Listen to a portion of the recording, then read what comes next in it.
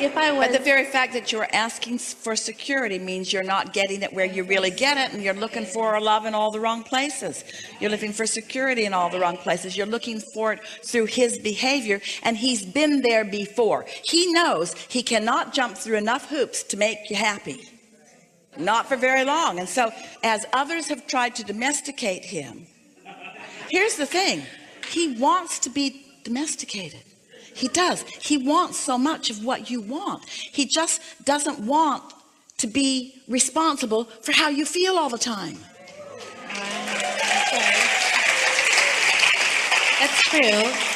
I'm responsible for my feelings. He's responsible. That's a really great thing. But then you hear people saying, well, you know, girl, then you need to get away from him because he's probably doing something bad. But don't listen to other people. Just align with source. Well, they won't come around so much if you don't agree with them. Law of attraction isn't even, but it's always fair. If you've got some of that going on within you, then people with those opinions will be around you expressing those opinions to you all the time. But really, look at the alternative. Do you really want to say to someone, I need your undivided attention?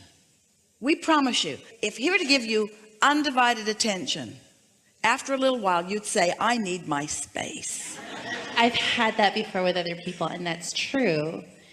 And I think part of it is the more I'm getting better at consciously creating and creating joyous moments, beautiful moments that surprise me, that the universe comes up with such amazing ways to, you know, surprise and delight all the time, that there's also a little bit of fear that comes with that fear of loss. What you want to do is present yourself to the universe at large, and certainly to this person, as someone who is easily connected to source energy and easily and mostly feels good, and who is not dependent upon this one subject for your happiness. Because when you feel insecure and then you're depending upon this one subject for your happiness, what happens is they begin to feel bondage. And so as you present yourself, because that's who you are, as someone who can find joy here and here and here, who takes pleasure in this and this and this and this, and of course that, and even mostly in that, but not only in that.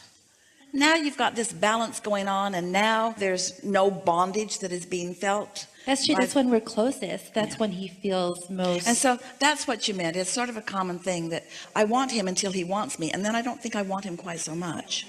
And he wants me until I want him, and then he doesn't. Yeah. So then you get mad, and then he tries to reel you back in. And then in his trying to get you to come back, then you feel better. And we say, how sick is all of that? It's super. In other words, none of that is what any of you want. What you want to be is someone who's tuned in, tapped in, turned on, and in love with life, all aspects of life, including that aspect of life. And so it's possible that you're not quite in that stable place, and that's why this relationship and the way it is unfolding is giving you the opportunity to get there. But when you get there, what you're going to accomplish through this is not him learning how to behave so that you feel better. What you're going to accomplish through this is you learning how to connect so that you feel better. So that's the whole point. It's not about the relationship. And then he'll behave. As will every other aspect of the universe. When you get in alignment with what you really want, and you're no longer offering any resistance about what you want, so you don't have mixed in your vibration what you want and what you don't want, which means you're getting some of all of it. When only what's in your vibration is what you want, then that's what comes to you all around. That's how you know what you've got going on vibrationally. How you know what your output is, how you know what your point of attraction is by what comes back to you. And the flaw in your premise is you think it's what others are deciding or what others are doing that is the main factor here. It isn't. It's what you're putting out that is the main factor. So you got to radiate security, which means you got to radiate your knowledge that you have autonomy, that you are connected to source energy, that you are invincible, that there is nothing that you cannot be or do or have, that everything is always working out for you, that you are invincible. As you begin to offer that vibration, because that's what you've been practicing vibrationally, then there's no monkey business going in your vibration. And then what you attract from every relationship reflects who you really are and what you've got going on. So the most emphatic thing that you want to say to this friend is, I appreciate so much how your behavior lets me understand what I'm outputting. So if something happens and you don't like it very much and you want to blame them, really what you want to do is say, thanks for pointing it out. Pointing what out? What I got going on in my point of attraction. What I've got going on in my point of attraction. Because every individual that you will ever meet is like the universe at large. They have the capacity to give you whatever your strong engine is asking for. So when things are harmonious and it's great, it's because I'm in alignment with source. It's because you're in harmony. Okay. But the flawed premise is I'm in harmony with the other. That's not how it goes. You're in harmony here first, and then the other harmony follows. And when you got this harmony going on, then even if somebody's having an off day, you don't notice it, and you don't make a big hairy deal about it, and you don't go to therapy to try to figure out what you're doing wrong. You just accept it for the contrasting step 5 beautiful clarifying moment that it is. And I don't have to be anxious about where this is going and what our future is. I like to do that too. Well, your anxiety is about your thought differing from the thought that your inner being has. And what anxiety is, worry is so interesting. That's you getting out there into the future where you have none of the resources of now. Because you only have the ability to connect with source energy in the now. So if in the now you're not connected to source energy and you're focused on something out there, there's no resources to cope. That's what worry is. Worry just means that you're trying to mess with the timeline. Worry just means that your thoughts are out there, but that your inner being's over here in the now. Your inner being's with you now. Now that doesn't mean you can't have thoughts of the future in the now that feel good to you. You certainly can. But, oh, now is so delicious. It's where all of your power is. Okay. Can I switch topics? So not too long ago, I was doing Miracle Morning every day. It was where you get up and then you meditate, take an hour or more for yourself. What did you call it? The Miracle Morning. Miracle Morning. So I wake up and you meditate, you do affirmations, visualization, you read something new to expand your mind, exercise, and journal. And I'd been doing that, and it was very transformative, and things that happened. Because it allowed momentum, positive momentum. Right. Yeah. And I gained so much from it. I was thinking, I'm never going to stop doing this. We would change the name of it.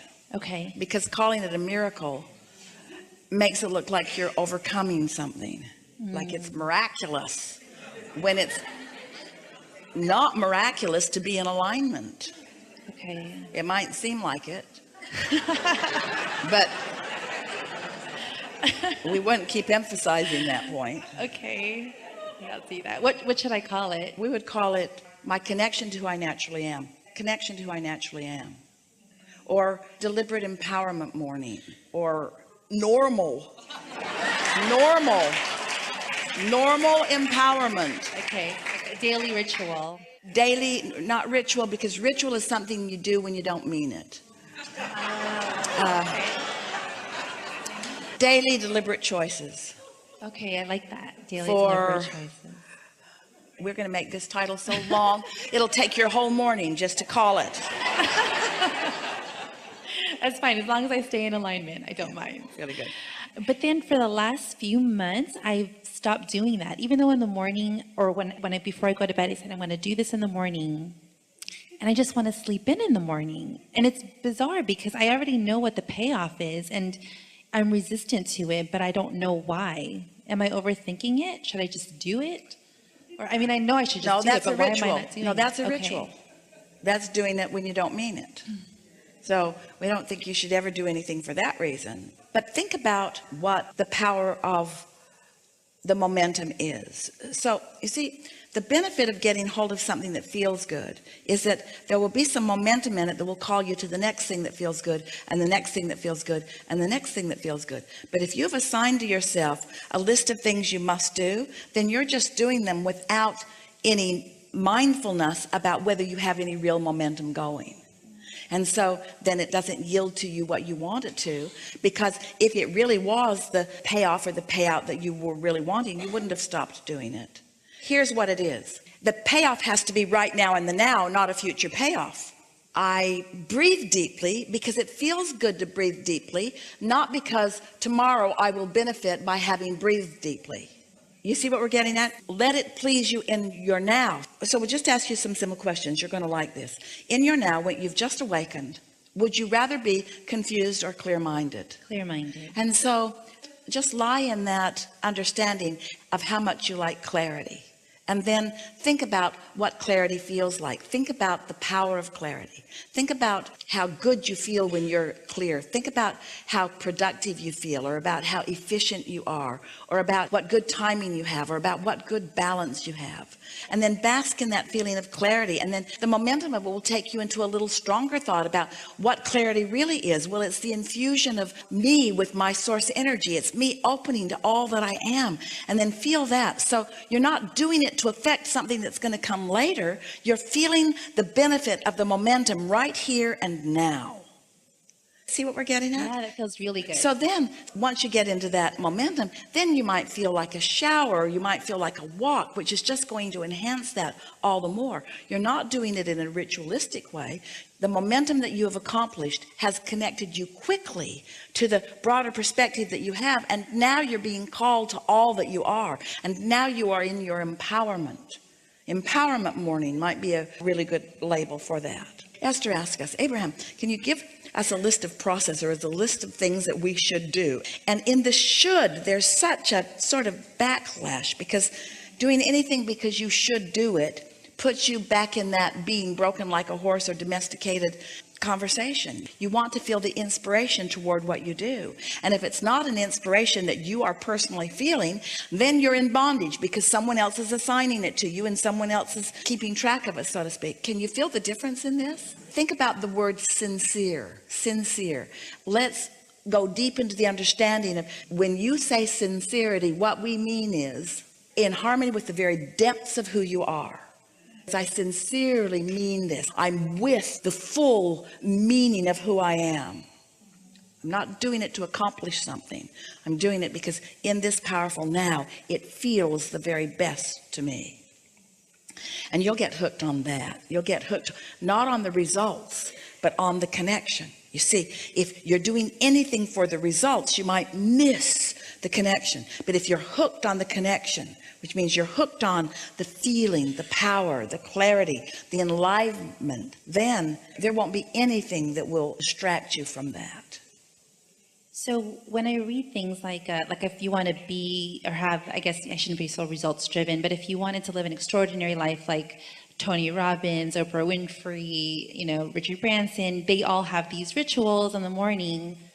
I mean, kind of like our friend earlier who did the whole alignment thing in the morning. But the thing that's most interesting about you trying to compare what anybody else is doing is that you don't really know. They're in a position where they stand at the culmination of so much that they have done, and there's no possible way that they could explain to you what they were doing along the way. They might be explaining to you what they now like to do, but let your inner being guide you. And we're not saying that you might come across some of those same, but there's a big difference in reading something and taking some action to affect some emotion, and discovering the vibration that promotes an emotion and holding it until the momentum becomes more. Let your own inspiration come to you, not someone else's.